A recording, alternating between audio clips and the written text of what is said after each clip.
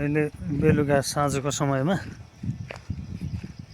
म आफू बस्ने डेरा घरदेखि अलि तल देवीथान डाँडो भन्ने ठाउँमा घुम्न आएको छु। यहाँ असाध्यै गर्मी थियो माथि, यहाँ आउँदाखेरि साह्रै शीतल, कति राम्रो ठाउँ, मजाले सरर हावा चलेको डाँडो।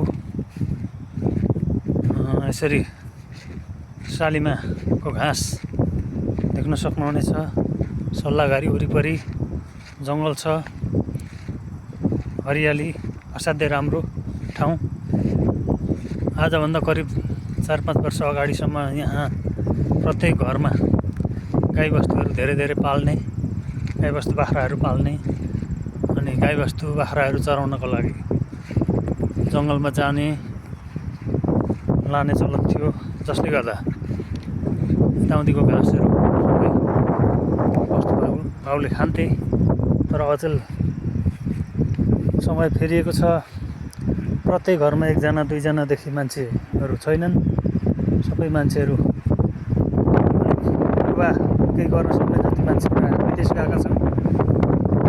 केटाकेटी भइहाल्यो स्कुले, बुढाबुढी अनि कसले पाल्ने गाई, कसले भैँसी पाल्ने, कसले घाँस काट्ने।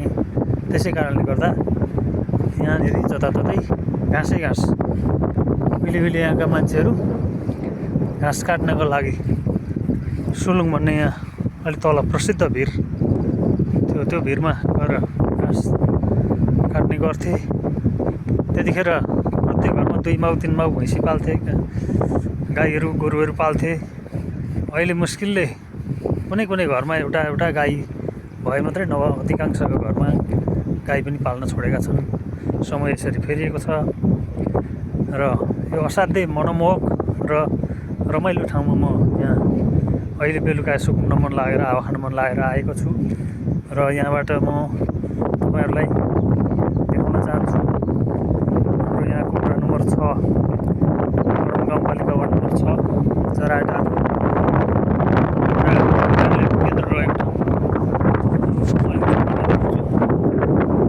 पाल्पाले बजार, यो पाल्पाले बजार अलिक छल्ने हुँदो रहेछ रुखका थुप्पाहरूले, अलिक अल्गो ठाउँमा म गएँ। ल यहाँबाट अलिक देखिँदो रहेछ, पाल्पाले बजार देख्यो।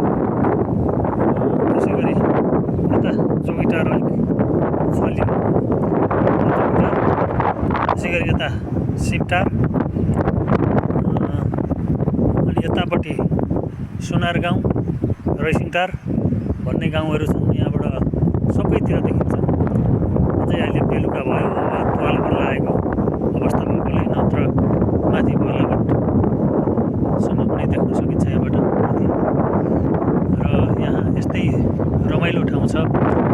म यस ठाउँमा आएर बस्न थालेको करिब 12 वर्ष जस्तो भयो र यही ठाउँमा आएर बसिरहेको छु जागिरको सिलसिलामा। र अहिले बेलुका यसो घुम्न मन लागेर यता निस्केको थिएँ र सानो भिडियो बनाउन मन लाग्यो र भिडियो बनाएको छु। यहाँहरूलाई कस्तो लाग्छ हेरेर प्रतिक्रिया दिनु अनुरोध गर्दछु।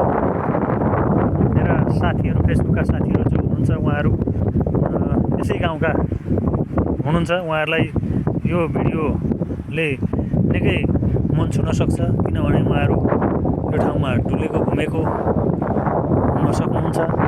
त्यसै कारणले गर्दाखेरि मैले यो मेरो पहिलो प्रयास हो। मैले कसै यस अगाडि भिडियो बनाएको पनि थिइनँ र आज बनाउने कोसिस गरेको छु। कस्तो भयो यहाँहरूले हेरेर प्रतिक्रिया दिनुहुन म अनुरोध गर्दछु।